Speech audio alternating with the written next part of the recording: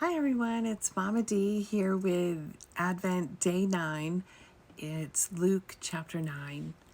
One day, Jesus called together his 12 disciples and gave them power and authority to cast out all demons and to heal all diseases. Then he sent them out to tell everyone about the kingdom of God and to heal the sick. Take nothing for your journey, he instructed them. Don't take a walking stick, a traveler's bag, food, money, or even a change of clothes.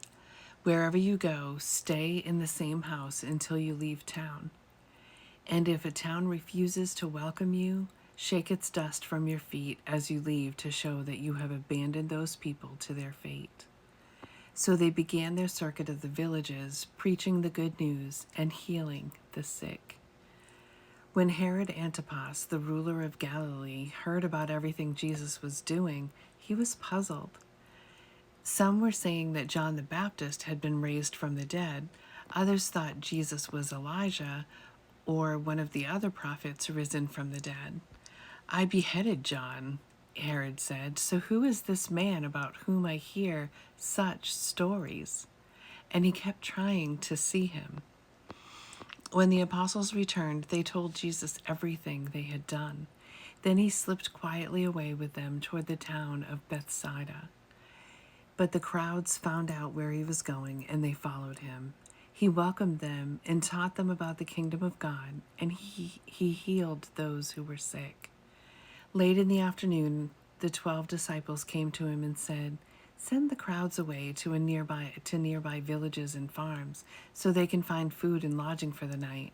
There's nothing to eat here in this remote place."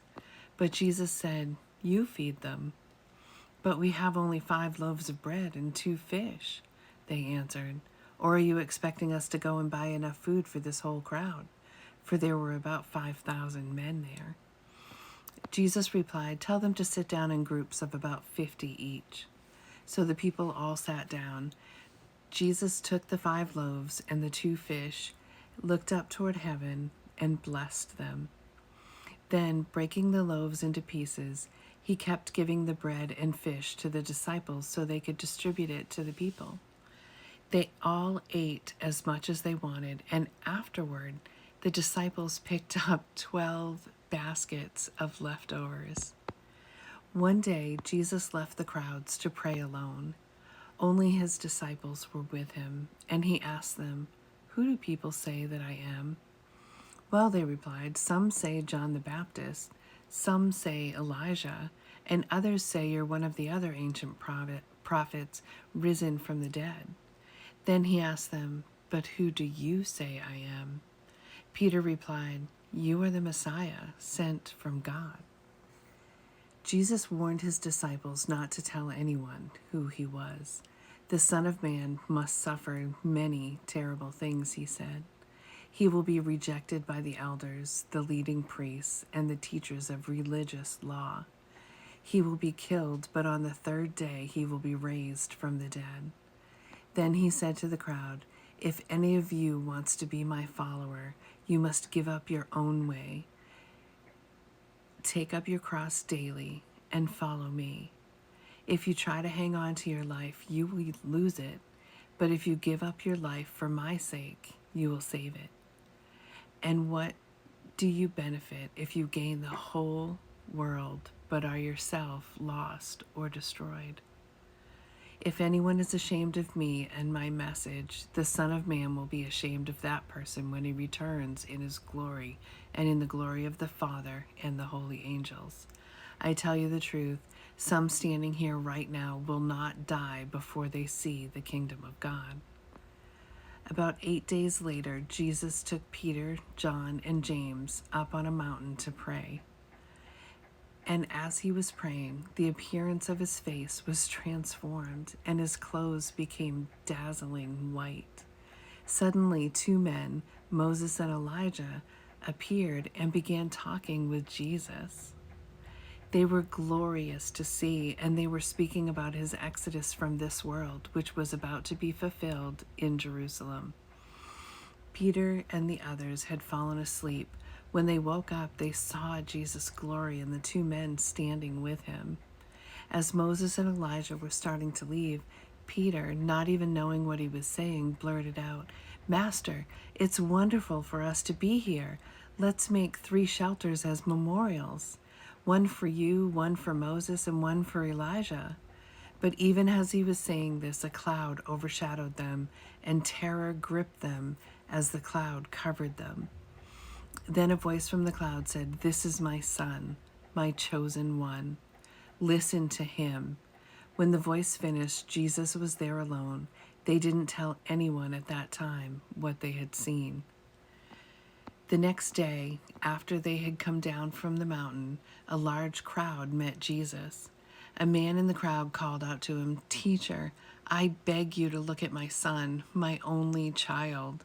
An evil spirit keeps seizing him, making him scream. It throws him into convulsions so that he foams at the mouth. It batters him and hardly ever leaves him alone. I begged your disciples to cast out the spirit, but they couldn't do it." Jesus said, "You faithless and corrupt people, how long must I be with you and put up with you?" Then he said to the man, "Bring your son here." As the boy came forward, the demon knocked him to the ground and threw him into a violent convulsion. But Jesus rebuked the evil spirit and healed the boy. Then he gave him back to his father. Awe gripped the people as they saw this majestic display of God's power. While everyone was marveling at everything he was doing, Jesus said to his disciples, "Listen to me and remember what I say. The Son of Man is going to be betrayed into the hands of his enemies."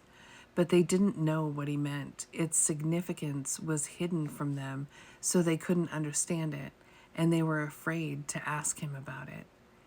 Then his disciples began arguing about which of them was the greatest. But Jesus knew their thoughts, so he brought a little child to his side. Then he said to them, "Anyone who welcomes a little child like this on my behalf welcomes me. And anyone who welcomes me also welcomes my Father who sent me. Whoever is the least among you is the greatest." John said to Jesus, "Master, we saw someone using your name to cast out demons, but we told him to stop because he isn't in our group." But Jesus said, "Don't stop him. Anyone who is not against you is for you." As the time drew near for him to ascend to heaven, Jesus resolutely set out for Jerusalem. He sent messengers ahead to a Samaritan village to prepare for his arrival. But the people of the village did not welcome Jesus because he was on his way to Jerusalem.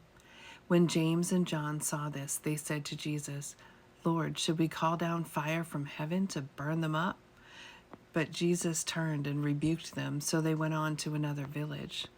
As they were walking along, someone said to Jesus, "I will follow you wherever you go." But Jesus replied, "Foxes have dens to live in, and birds have nests, but the Son of Man has no place even to lay his head." He said to another person, "Come, follow me." The man agreed, but he said, "Lord, first let me return home and bury my father." But Jesus told him, "Let the spiritually dead bury their own dead. Your duty is to go and preach about the kingdom of God." Another said, "Yes, Lord, I will follow you, but first let me say goodbye to my family." But Jesus told him, "Anyone who puts a hand to the plow and then looks back is not fit for the kingdom of God." And that's it for today. Come back tomorrow for Advent Day 10.